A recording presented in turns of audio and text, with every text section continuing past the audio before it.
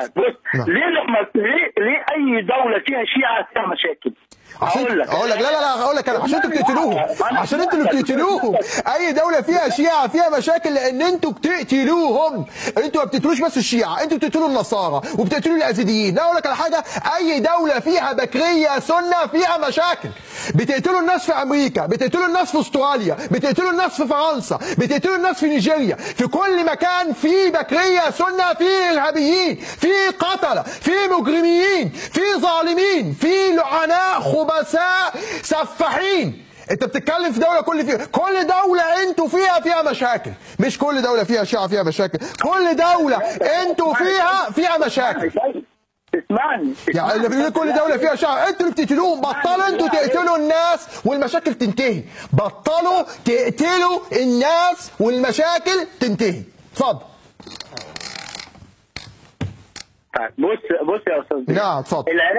العراق لما كانت حاكمها صدام كانت زي الفل. كانت زي الفل. ايران لما دخل فيها حزب الله بقت خرابه. ايران دخل فيها حزب الله. ايران دخل فيها حزب الله. حولتوا البلاد العربيه لخرابه. احنا اللي حولنا خرابه، احنا مش انتوا. مؤامرة ايه؟ احنا عمرنا ما بنسب صحابة رسول الله. صحابة مين يا عم؟ يا عم هو السب بيعور يا سبحان الله. يا عم سب مين؟ هو السب بيخرب، السب ما بيخربش، الارهاب هو اللي بيخرب. العراق خربت من السب، العراق خربت من السب ولا خير؟ يا عم لا ثواني قبل ما تتكلم في معاملة ولا مش معاملة. هي العراق خربت من السب ولا خربت من الارهاب؟ خربت من القتل، خربت من المفخخات والانتحارات والانتهاكات والهجمات وتنظيم القاعده وداعش. هو مين اللي خرب العراق؟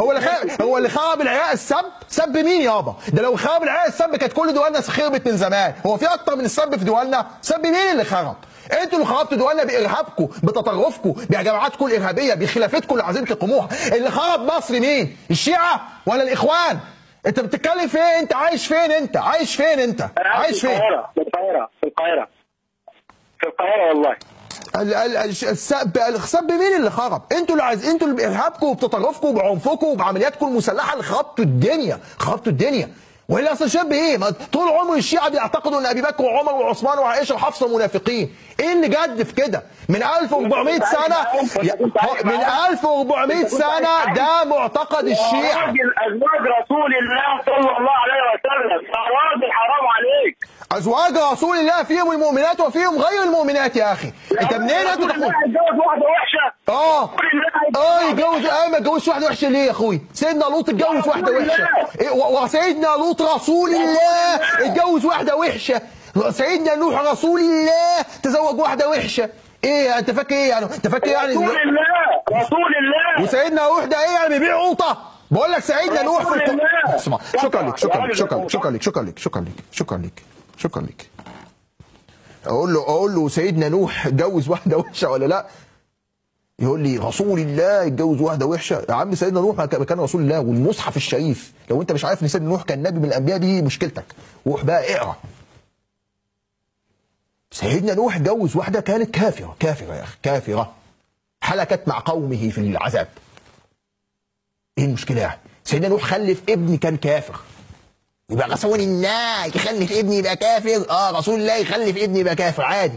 هو يعني هيجبر ابنه، هيمسك ابنه يعني يخليه مؤمن بالعافيه؟ هيمسك مراته يخليها مؤمنه بالعافيه؟ كل واحد بيختار طريقه يا سيدي. انت ممكن تتجوز واحده النهارده تبقى مؤمنه، غدا تصبح كافره منافقه. ايه يعني؟ غدا تشرب الخمر مثلا، غدا تزني. ايه اللي رسول الله يتجوز واحده وحشه؟ يتجوزها يا سيدي وبعدين تطلع وحشه. ايه يعني؟ حرام غلط. تتجوزها دلوقتي بقت كويسه وبعدين تطلع وحشه. كانت كويسه دلوقتي وتتحول وحشه، او هي من اول وحشه وهي تجوزها وحشه. ايه ده؟ في مانع يعني؟ في مانع؟ هل هناك مثلا حكم مثلا او ايه او قران او حديث مثلا يقول يعني رسول الله او الانبياء والرسل لا ممنوع عليهم الزواج من الفاسقات او غير المؤمنات او من المنافقات؟ ما فيش هذا. سيدنا لوط مش بس كانت زوجته يعني خائنه، يعني تدعو للواط. بنص القرآن الكريم ضرب الله مثلا الذين كفروا امرأة نوح وامرأة لوط كانتا تحت عبدين من عبادنا صالحين فخانتهما في سورة التحريم. تعالى سورة التحريم. أصل أكثر من هذا، سيدنا لوط لما يعني عندما أراد أن يرضع قومه عن اللواط عرض على قومه الشواذ أن يزوجهم بناته. قال هؤلاء بناتي هن أطهر لكم، أو هؤلاء بناتي إن كنتم فاعلين. ردوا عليه قالوا له قد علمت ما لنا في بناتك من شيء. ايه انا وصول اتجوز واحده وتطلع وحش؟ الجوازه تطلع وحش. ايه انت فاكر رسول الله مثلا ده بعث مين؟ يا بعث في اليابان مثلا؟ بعث وسط الكفار، وسط قريش، يعني وسط العالم اللي كانوا بيعبدوا الاصنام، بياكلوها بعد ما بيعبدوها. انت عايش فين انت؟ عايش فين انت؟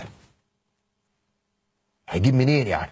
يا راي الفيلم قال له استورد لكم شعب من بره، هيعمل ايه يعني؟ جيب منين يعني؟ طبيعي ناس حديث عهد بجاهليه دخلوا في الاسلام، في من اللي حقيقه مسلم وفي من اللي منافق، او فيهم اصلا اللي دخل في الاسلام شكلين. ايه يعني؟ تتصور بقى ان كل الناس يعني ايه يعني تحولت تحول تدريجي بقى للاسلام والايمان واصلا؟ مفيش كده يا اخي.